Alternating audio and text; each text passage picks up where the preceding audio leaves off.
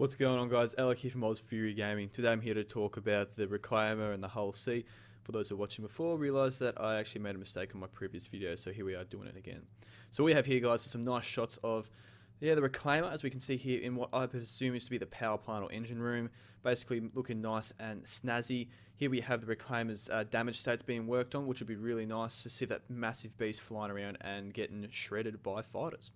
Next up as well, they had the Hull C, landing gear and other sort of components coming together, so that was really beautiful to see. As we can see, they've been working on the interior, the lighting and the, well, just nice damage state passes, as we can see here too. I also enjoy this little bit of animation work here where we have number 1 and the number 2 guard coming to, looks to be guard the airlock or this staircase, all that sort of situation. Cockpit here, so that's always nice too. What looks to be the internal side of the landing gear, so that'll be handy to be repaired on. And then we've also seen this shot before, well, a lot of these shots before, but where the dude comes down on the elevator to the outside of the Hull C. Want to note that the Hull C, when fully laden, will not be able to be taken into atmosphere. It's only when it's packed up in its compact state. Now, talking about ships too, they had derelict ships up for grabs in Looksies. So here we have a Caterpillar, obviously completely strewn across what appears to be Daymar, in my opinion. It was beautiful to see this. We've seen an Andromeda before being worked on, but to see a Caterpillar fully destroyed, on fire, and in pieces like this is something beautiful. Next on the list was the Andromeda. Now, the previous Andromeda was on a sand moon or planet. There was only just sort of a snapshot, but this seems to be on the moon of Cellin. And I just enjoy how both derelict ships really do look worn out, destroyed, just tired, and it really brings across that derelict ship feel. When you see one, you know that this is stuffed. They also showed off a fair bit on outposts. So here we have basically a pilot's refuge in regards that if you crash a ship, you can go and hide there. They were showing off a drug lab, which may or not be on one of the moons for 3.0, and then they're also showing off to an outpost, which here is a hydroponic outpost, talking about how the decals and the signature for the people who own the outpost or the corporates will be working and how that's been coming together, which is really nice. Also too, they're showing off the materials and the different outpost material bases for the different moons, planets. So as we can see here, the difference between Daymar and Cellin. Also been working on different components for the outposts, different mining and antennas, water storage, and also 2 portable antennas. Next, they were showing off Levski, sort of the flame out of the oil works, mining works sort of platforms here, which is really nice to see with that ambience as well. Here they've been working on lighting too for the planet, so that was really nice to see it coming together, making it more realistic. And then they're also too working on wind and sound effects and getting a lot of that stuff together. One of the really cool points is the new Mobiglass, so the way Mission Manager will be working and a lot of that sort of aspect, being able to select and see how missions will come together, which will be important for 3.0.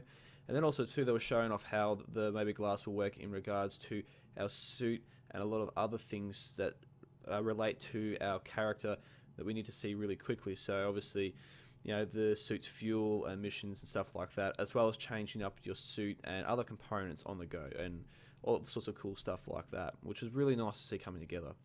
They also showed off the first work in progress of character customization, which will be coming for 3.0. There'll be a very basic sort of implementation of that, which would be cool, but I want to point out that's only for males. It won't be until 3.1 when the female character customization will come into play. Next after this, the trading console. So they're showing off how, for example, here at Grim Hex, the trading console will be working, so that you can go in there, buy stuff, trade, and it's going to be fairly simple in theory. But it's really nice to see it coming together, and every place will have a different form of console. Now, truck stops. Truck stops have been coming together, guys, from what we've been previously seeing in the last 2 weeks. We can see the materials coming together, the whole feel, the whole build of a truck stop is really nice to see that it's starting to really grow into a space station. You know, we've got these solar panels on the end, which are starting to look really nice. It's just all coming from a grey box into this sort of final build. And as we can see here, as they fine tune every different section, we can see that it actually starts to grow or shrink or change in every aspect that they choose. Now, I'm curious to know too on how bigger ships will land with these truck stops, you know, how docking procedures will work, hopefully the same as the little ships. Next, they were showing off here with sort of a atmospheric gameplay. Obviously, it's in space, but they were just, you know, replicating the sort of traces of the engines and stuff. Now, speaking about space, they've been working on nebulas and all sorts of cool effects for space, so that was really nice to see. A lot of the stuff will be coming in for Squadron 42 as well.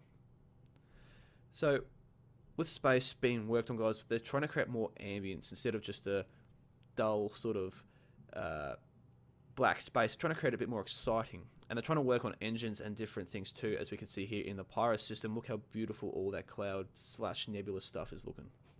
So after seeing the Gladius flying around in space, guys, it also showed off the cockpit. The Gladius is one of the first ships that is a probably dedicated fighter, you could say, that has had a Item 2.0 full rework. And as we can see here, they've also reworked the cabin space.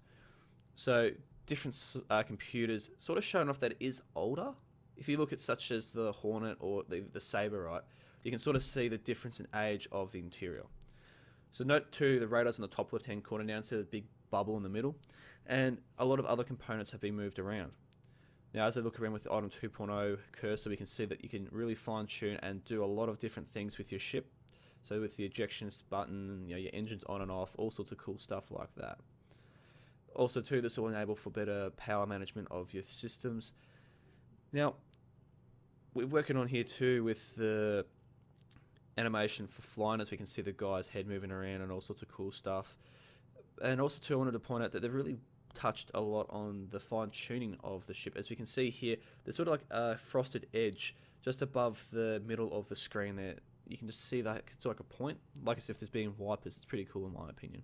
So moving on from here, guys, they had a discussion about how spawning in 3.0 will work. So basically, at the moment, they've got this big sort of flowchart of data that positions you correctly. They're going to be changing that up and making it basically more streamlined for loading in times and everything like that. After this, they were talking about how stamina and a lot of other UI things will come into play for 3.0. As we can see here, they're coming up into Port Olisar to select a ship. Note how the panel is completely different, really, to what we have now.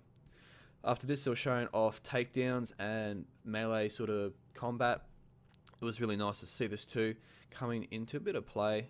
And then also too, talking about patrols and AI idols and sort of animation work for all the different characters and how that comes into being.